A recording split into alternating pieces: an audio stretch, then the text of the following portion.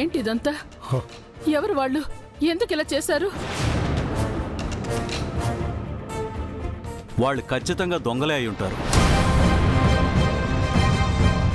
దారి కాచి నగలు డబ్బు దోచుకోవడానికే ఇలా చేసుంటారు. అలా చేసేవాళ్ళే అయితే మనల్ని బ్లాక్ చేయాలి, కానీ ఇలా కార్ని డ్యామేజ్ చేసి వెళ్ళడం ఏంటి? నాకెందుకో వాళ్ళు వాంటెడ్గానే మనల్ని ఆపడానికి ఇలా చేశారనిపిస్తుంది. OMG, my diamond chain, my పగడాల చైన్. అమ్మో, బెటర్ మనం ఇక్కడ ఎక్కువసేపు ఆగకపోవడమే మంచిది. మళ్ళీ అటాక్ చేసినా చేస్తారు. లేదు వంశీ, అటాక్ చేసే ఉద్దేశమే ఉంటే అలా వెళ్ళిపోయేవాళ్ళు కాదు. బ్రో చెప్పినట్టు మనల్ని ఆపడానికి వచ్చారు. మేబీ మనల్ని భానుబావ గారి కార్యక్రమానికి వెళ్లకుండా చేయాలని చూస్తున్నారేమో.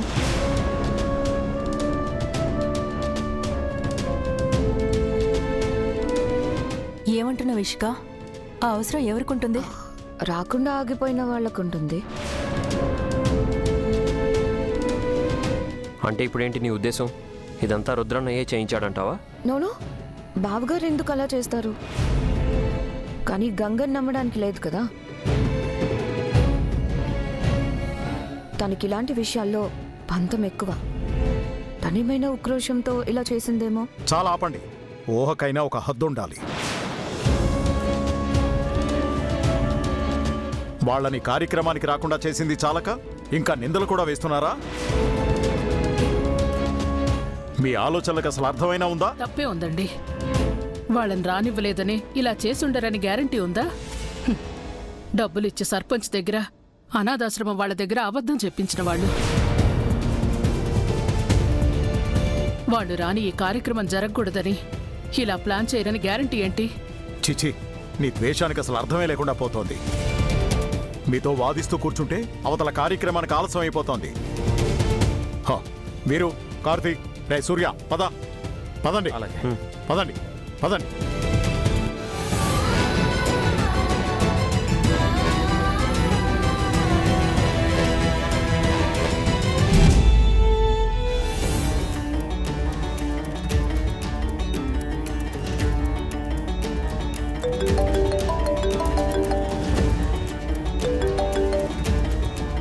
చెప్పు సూర్య, చెరువు దగ్గరికి వెళ్ళారా?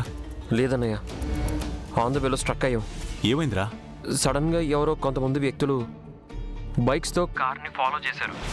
కార్ మీద కోడిగుడ్లు విసిరేసి వెళ్ళిపోయారన్నయ్య. ఎవర్రా వాళ్ళు? రౌడీలా? ఇంతకుముందు ఎప్పుడైనా మనల్ని అటాక్ చేసిన వాళ్ళా? గూండాలా? నువ్వు గుర్తుపట్టగలవా? చెప్పు. హెల్మెట్స్ పెట్టుకొని ఉన్నారన్నయ్య. కార్ని మాత్రమే డ్యామేజ్ చేశారు, మమ్మల్ని ఏం అటాక్ చేయలేదు. మరి ఎవరై ఉంటారు? ఎందుకు ఇలా చేశారు? ఎవరో తెలియదు, కానీ పెద్దమ్మకి మాత్రం లేనిపోని డౌట్స్ రైజ్ అవుతున్నాయన్నయ్య. అంటే ఏముందన్నయ్య, మీరు రాకుండా అక్కడ కార్యక్రమం జరగడం మీకు ఇష్టం లేకే ఇలా చేయించారేమోనని పెద్దమ్మ ఫీల్ అవుతుంది. సూర్య, త్వరగా వెళ్దాం, రారా.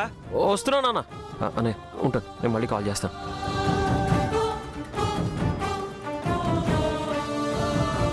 సార్, ఏమైంది సార్? మన వాళ్ళు వెళుతున్న కార్ మీద ఎవరో అటాక్ చేశారట గంగా.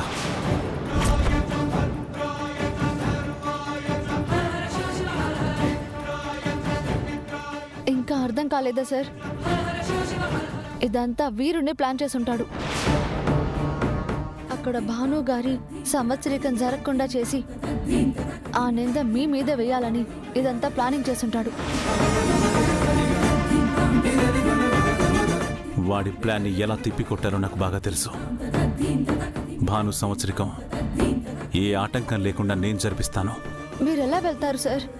మీరు వెళ్తే అమ్మగారు కోప్పడతారు కదా. అదంతా నేను చూసుకుంటాను. ముందు నేను చెప్పినట్టు నువ్వు చెయ్యి.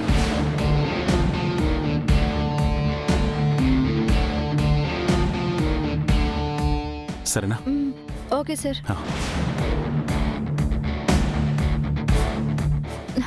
సార్ ఆగండి సార్. సార్ ఆగండి సార్. సార్ నా మాట వినండి sir. Rudra sir, Rudra sir. Sir తలుపు తీయండి సార్. రుద్ర సార్, నన్ను డిస్టర్బ్ చేయొద్దని చెప్తున్నానా? రుద్ర సార్, నేను డిస్టర్బ్ చేయను సార్. రుద్ర సార్, సార్ తలుపు తీయండి సార్. సార్, సార్ తలుపు తీయండి సార్, నేను డిస్టర్బ్ చేయను. డిస్టర్బ్ చేయొద్దని చెప్తున్నానా? సార్, నేను డిస్టర్బ్ చేయను సార్. సార్, నా మాట వినండి సార్, ప్లీజ్ సార్. గంగా ఏమైంది? చూడు ప్రీతి, మీ అన్నయ్య ఏం చేశారు?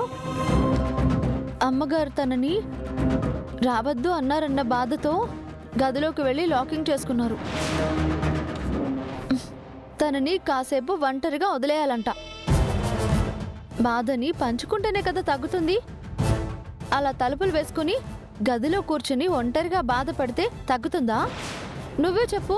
అన్నయ్యకి బాధొచ్చినా కోపమొచ్చినా అలానే చేస్తాడు గంగా.